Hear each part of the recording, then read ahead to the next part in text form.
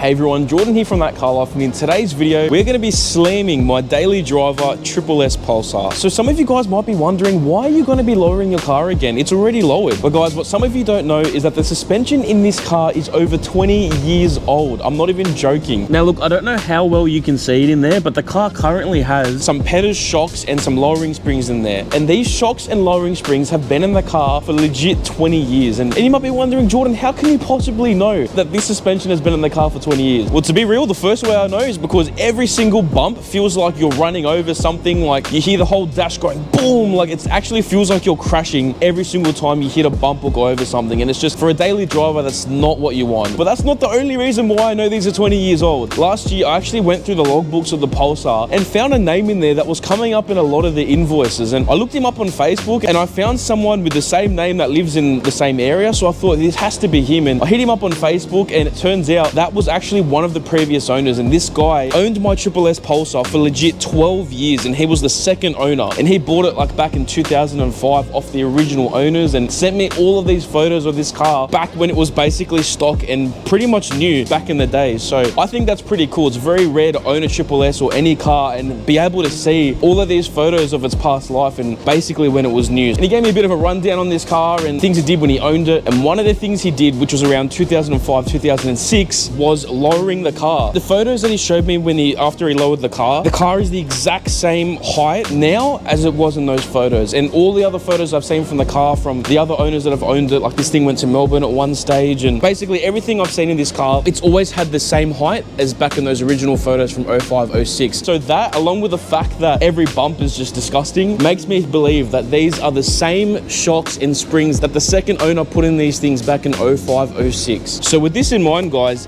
in the back seat, I have some coilovers here, which we're going to be slapping in the SSS Pulsar. Now, usually with coilovers, I always go with MCA. They're a brand that I trust and I use on all my cars, but unfortunately, they don't make coilovers for the SSS Pulsar. So I was having a look around and I ended up finding these BC coilovers on Facebook Marketplace for such a good deal, I could not pass them up. So I'll put the exact type of BC coilovers that this is on the screen. But yeah, this is only 8 months old. These are basically brand new and these retail for like 1,500 bucks. I copped these for $1,000 on Facebook Marketplace. So absolute bargain. It's got damper adjustment at the top. Very, very excited to slap some coilovers in. Make sure you guys hit that subscribe button down below. And now I'm going to slam my daily driver and hopefully I do not regret this decision. So we took the SSS down to Hass's garage to install the coilovers, and massive shout out to Hass for helping us with the install and also letting us use his tools and space. And I love his garage setup. It's actually sick. As you can see, the old suspension looks absolutely disgusting, so I can't wait to finally get rid of these. We started off by getting the car up on the hoist and removing all of the wheels to get access to the suspension. I was basically Hass's apprentice throughout this install. He's done heaps of coilover installs before, so I definitely learned a lot by doing this with him. We started with unbolting the bottom suspension bolts at the rear of the car and then the front after that. There was just a couple of bolts and some brake lines to move out of the way, which wasn't too difficult, and having a hoist definitely makes this whole process a lot quicker and easier to do. I got started loosening the upper bolts for the front suspension, while Hass was working on gaining access to the upper bolts on the rear suspension, and we were shocked to find that someone had cut a hole in the bracket that covers the top bolts of the rear suspension instead of just unbolting it, which is insane. At the same time, Angelo came down to lend us a hand, so I had to get his reaction on camera. Lift this up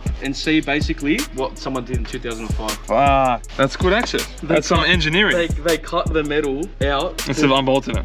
Instead of unbolting it. Is this the most SSS thing you've ever seen? Like, look, I'm not surprised. Cut with an angle grinder. It's good for you. Yeah, no, I can adjust my damper. That's it. As unorthodox as this cut is, Angelo does have a point where it will be heaps easier in the future to adjust my dampening with this, so I guess that's a plus. I used some WD-40 to get this last bolt off, which I totally didn't strip. We then got the front suspension out and did some measurements to make sure we drop it a good amount. And for the rear, you can see how easy this bracket was to remove, which means it actually would have taken them more time to cut these holes out with an angle grinder than it would have been to just actually unbolt the bracket and move it, which is so funny to me. But anyway, the old shocks are out with the new coilovers in, and honestly, it looks so much cleaner and better with these new BC coilovers in here. They look almost too good for this car. And so with all the coilovers in, all that was left to do was bolt everything back up all around the car, make sure everything's correct and tightened before putting the wheels back on so we can get the car on the ground and finally see how it looks. But before we do a proper walk around, let's take it for a quick test drive and see how it feels. All right, so the coilovers are installed and already it feels feels amazing. Like, it's so much more smoother.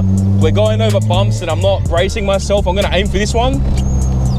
Like, you can feel it, don't get me wrong, but last time with the old suspension, it was like the whole dash goes boom, boom. It sounds like a big crash, feels like a big crash, but this is just next level. Like, even going around that corner, yeah, it just handles so good. Oh man.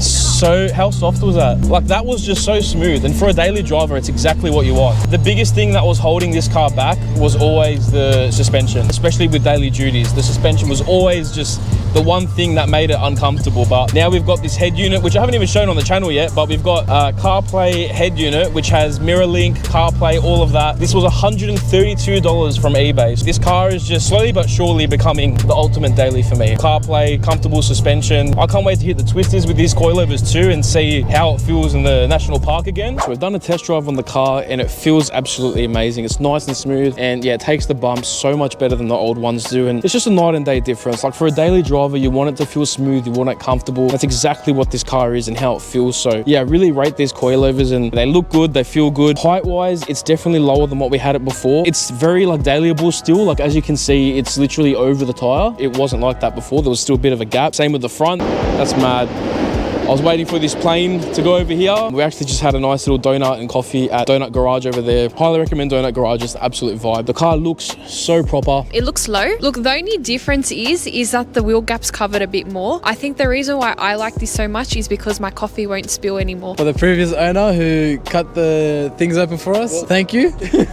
We made it much easier for us for the stiffness. Yeah. Height-wise, looks mad. We dropped it heaps. Like, so what the original setting was at 85. We dropped it to 65, so we dropped it 20 mil. It's still pretty good. Like, it sits at a really good height, and she's stiff. She ain't bouncy anymore. It doesn't even scrape. Like, we took over speed bumps, drive it. That driveway there, we went on a bit of a bad angle. Yeah, didn't even scrape. Didn't even scrape. Yeah. So there's room to go lower, technically, in the future, yeah. But it's still definitely slammed for a daily, I'd say. It's a good height for a daily driver. That looks like, it looks sleek, and it also drives good. So I really hope you guys enjoyed this video on slamming the Triple S Pulsar with some fresh coilovers in here. Make sure you guys comment down below. I want to hear what you think of the coilovers, the ride height, how you guys think the Triple S looks, and do you guys think I should go lower, or do you think it looks great as is? If we get 1,000 likes, we'll slam the car. Oh, bro. We'll slam it, like max it out? Max it out. Bro, 1,000 likes, guys. You heard it. 1,000 likes and we'll max out the coilovers. If you guys enjoyed, please make sure you like, comment, subscribe, all of that for more. And we'll see you in the next one on That Car Life.